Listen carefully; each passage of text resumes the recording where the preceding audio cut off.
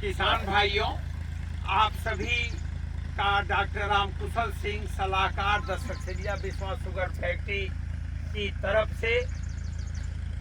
वंदन अभिनंदन है। आज हम प्यारे लाल जी के खेत पर कंकरपुरी गांव में बिस्वा कोटरा क्षेत्र के इंचार्ज जो राज मिश्रा जी हैं और हमारे सीनियर केस मैनेजर के साथ आप सभी लोगों को यह प्रशिक्षित करने का शुभ अवसर मिला है कि अपनी कम इकाई क्षेत्रफल में, अपने खेती के कम इकाई क्षेत्रफल में भी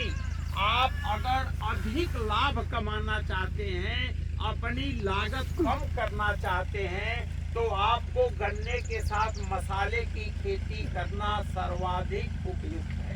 आप देखिए, प्यारे लाल जी ने धनिया की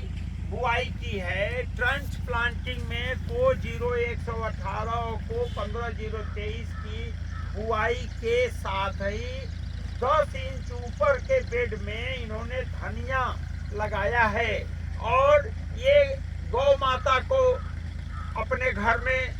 स्थान दिए हैं, प्लेटफॉर्म बनाए हैं, गड्ढा बनाए हैं और लगातार ये गौमूत्र को इकट्ठा करके जीवामृत, घन जीवामृत, बायो पेस्टिसाइड बना रहे हैं। साथ में इन फसलों पर हर 15 दिन पर 200 लीटर जीवामृत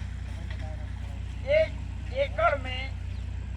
ये दे रहे हैं, यानी हर टंकी में 15 लीटर की टंकी में 1 लीटर जीवामृत दे करके मिला करके और उसका शाम के समय ये स्प्रे करते हैं, जिसके फलस्वरूप धनिया, देखिए धनिया क्यों मसाला है, धनिया सुपाच्य है, धनिया एरोमेटिक प्लांट है। धनिया जहाँ होगा इसकी गंध से कीड़े नहीं आएंगे,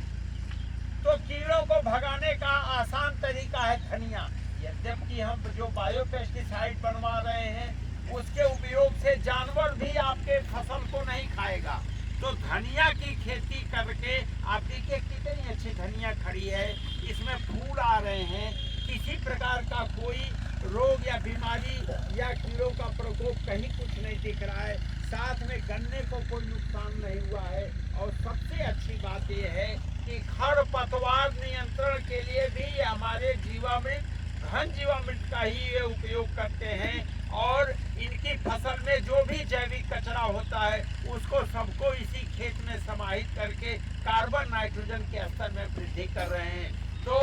बिस्वा के माध्यम से हम सभी किसान भाइयों का आह्वान करते हैं कि जो लोग भी धनिया की खेती करते हैं, मसाले की खेती करते हैं, तो गन्ने के साथ ट्रंच में 10 इंच की गहराई पर गन्ना बोए और ऊपर के बेड में वो मसाले की खेती करके अपना लाभ उठाएं। इसी क्रम में हम आप लोगों का ये ध्यान आकर्षित करना चाहते हैं कि आपको ज्यादा से ज्यादा फायदा लेने के लिए मसाले के साथ साथ दलहनी फसल लेना, या ये देखिए आलू, इन्होंने आलू भी लिया है और इनके आलू में कोई झुलसा रोग या किसी तरह का कोई रोग नहीं लगा है। अब ये खुदने के लिए तैयार हो गया है और अगर इसमें ट्यूबर को आप देखेंगे तो ये देखिए ऑर्गेनिक आलू किस तरह से दिख रहा है। कहने का अभिप्राय ये है कि आप गन्ने की खेती में जैविक उत्पाद, गौ वंश आधारित जैविक उत्पाद को अगर अपनाते हैं तो आपको ये मटर देखिए, इस तरह की मटर। सबसे बड़ी बात यह है कि जो ज्यादा नमी के कारण दलहनी फसलें खराब होने लगती हैं, उससे बचने का उपाय है जीवामृत, जो गौ आधारित गोबर और मूत्र से बनने वाला जीवामृत है। आप देखिए मटर में किसी प्रकार की कोई बीमारी नहीं है, खेत में नमी भी संरक्षित रहती है और राइजोबियम इसकी जड़ों में होने से कार्बन नाइट्रोजन का स्तर, तो जो हरी खाद आप नहीं बो पा रहे हैं, फसल के ऊपर फिर फसल ले रहे हैं, गन्ने पर गन्ना ले रहे हैं, तो इससे बचने का सबसे आसान तरीका है कि आप दलहनी फसल, मसूर, मटर की खेती करें, जिससे आपके जमीन में भरपूर कार्बन नाइट्रोजन का स्तर रहे और आप हरी खाद के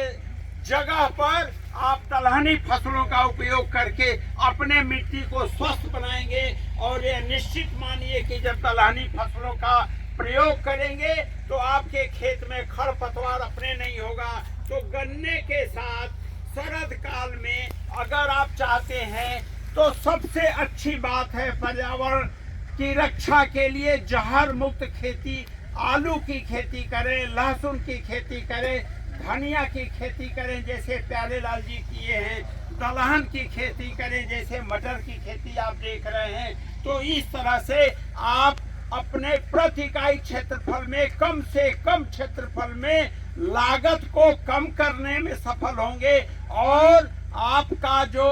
उत्पादन है वो बढ़ेगा। लागत कम होगी, उत्पादन बढ़ेगा, लाभ आपका कई गुना बढ़ेगा। तो इसके साथ मैं डॉक्टर रामकुशल सिंह आप सभी की बिस्वा चीनी मिल के तत्वाधान में चलाए जा रहे प्रशिक्षण कार्यक्रम का लाभ उठाने के लिए डॉक्टर रामकुशल सिंह के चैनल को सब्सक्राइब करें, लाइक करें, कमेंट करें, जिससे आपको नई नई तकनीकी सूचनाओं का हमेशा आदान प्रदान होता रहे और भारत के सभी किसान समृद्धशाली हों। इन्हीं कामनाओं के साथ जय हिंद।